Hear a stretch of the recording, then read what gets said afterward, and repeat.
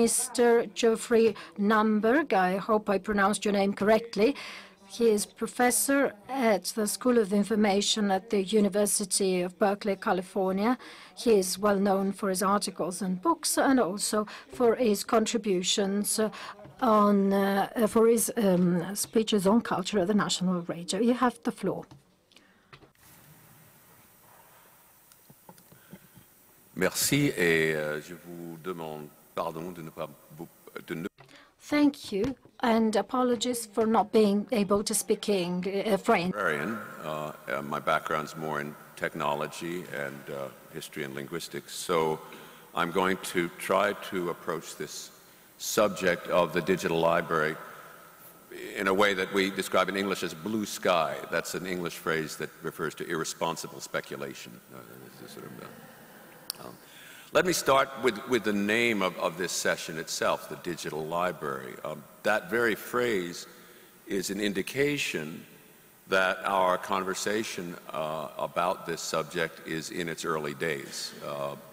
It's only at the initial stages of a technology that it's necessary to preface something with a modifier like digital or E or cyber, even in the same way that we used to talk about electric refrigerators and digital watches and electric guitars, and now they're just refrigerators, watches, and guitars.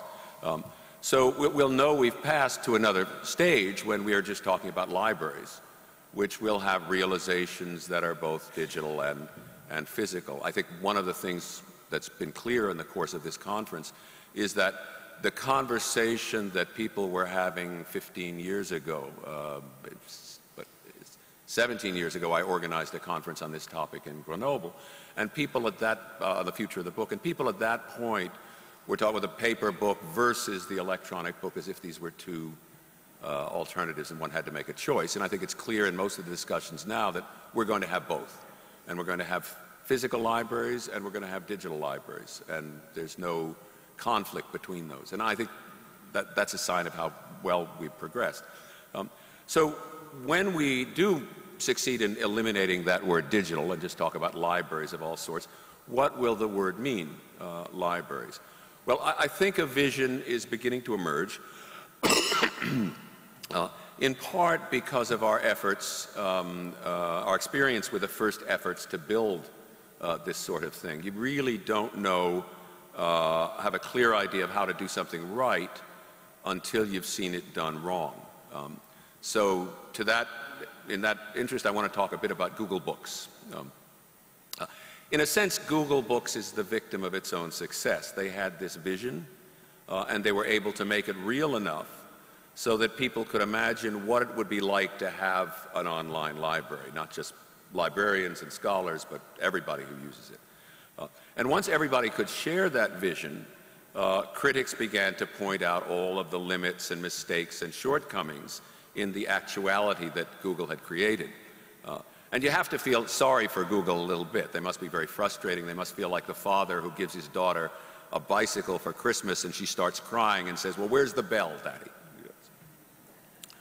Now, I should say that I've been one of those critics, and I'm going to focus on some of those shortcomings now, not to pummel, to beat up on Google, but because they give me a point of departure for understanding what a digital library really should be.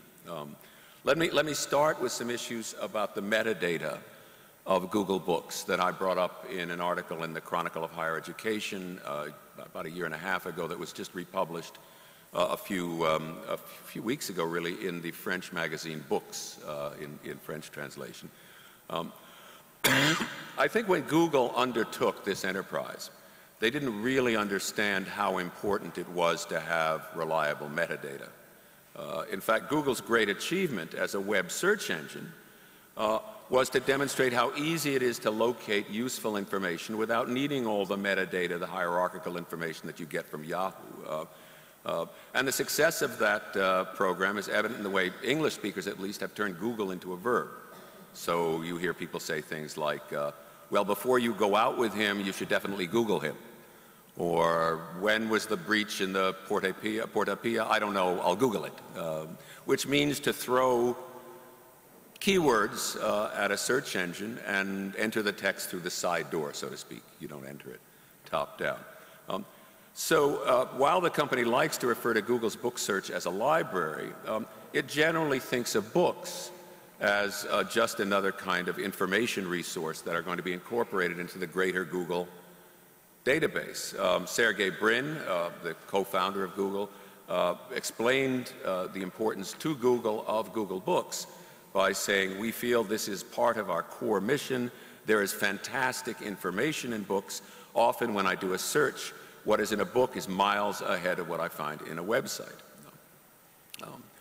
And I think in this, there's a misunderstanding, certainly, of what a library is.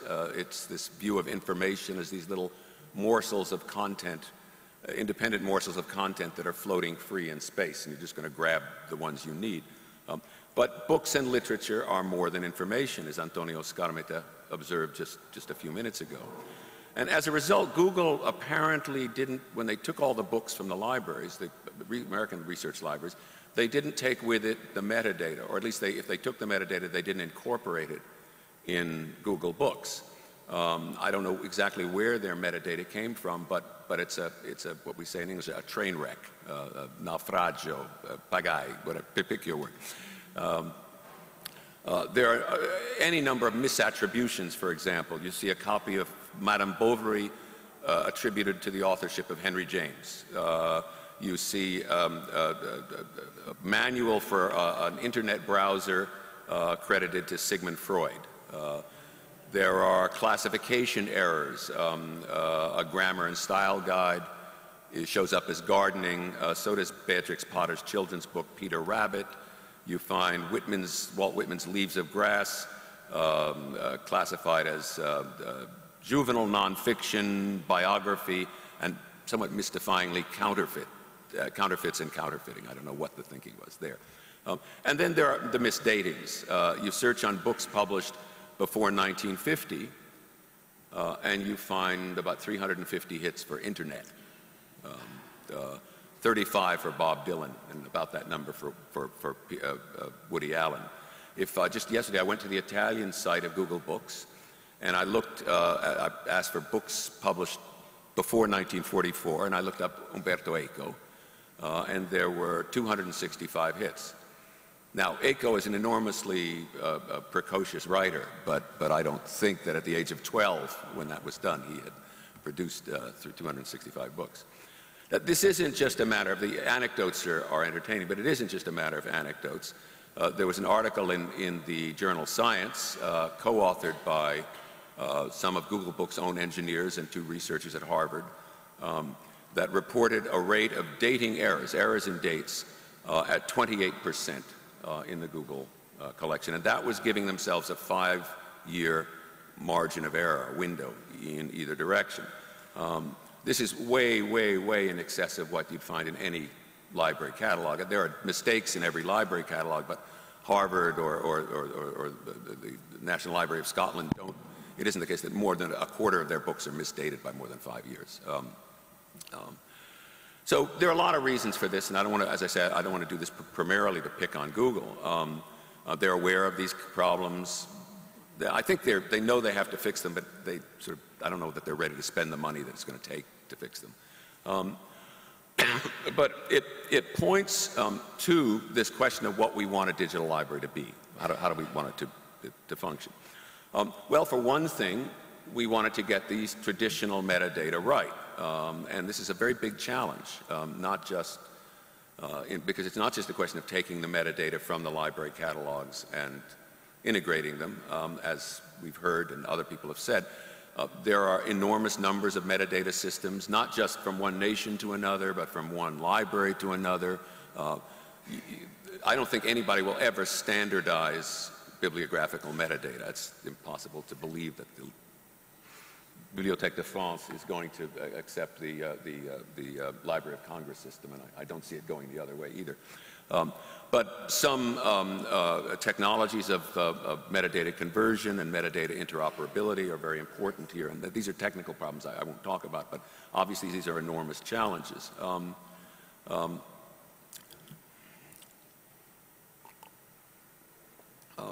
There are also new kinds of metadata we want to talk about.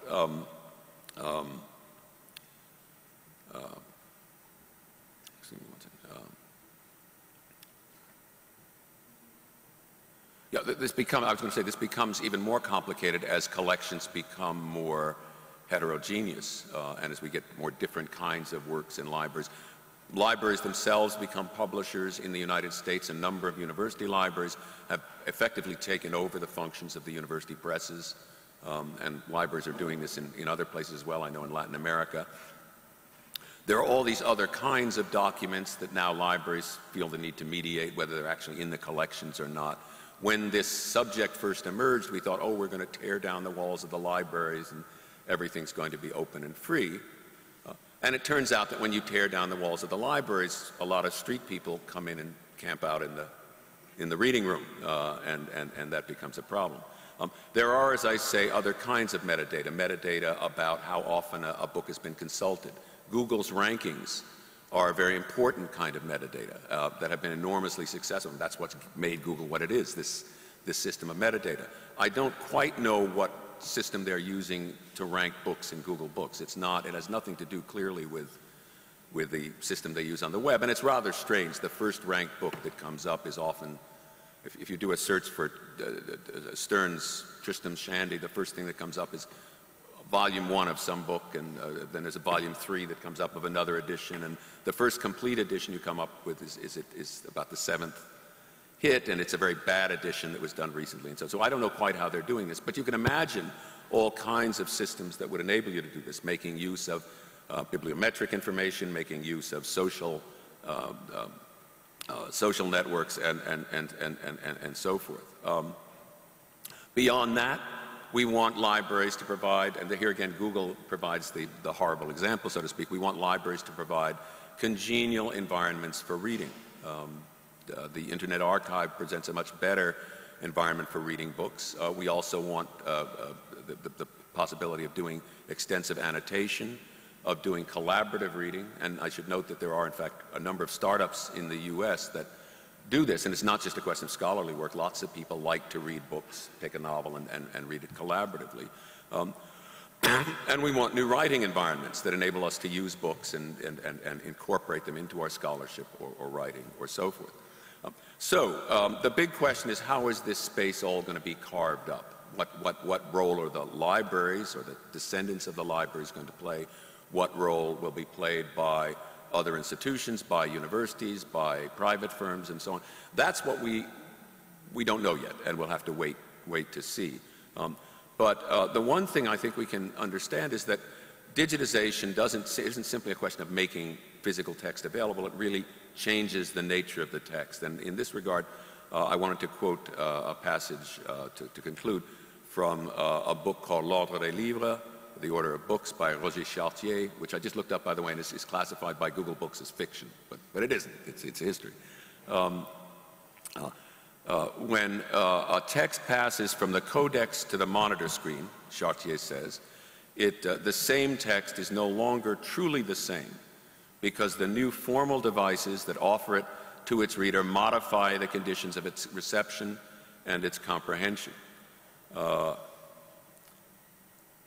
And then he concludes by saying, the essential question for our time is not the overworked question of the supposed disappearance of writing, which is more resistance than had been thought, but the question of a possible revolution in the forms of its dissemination and appropriation. Thank you.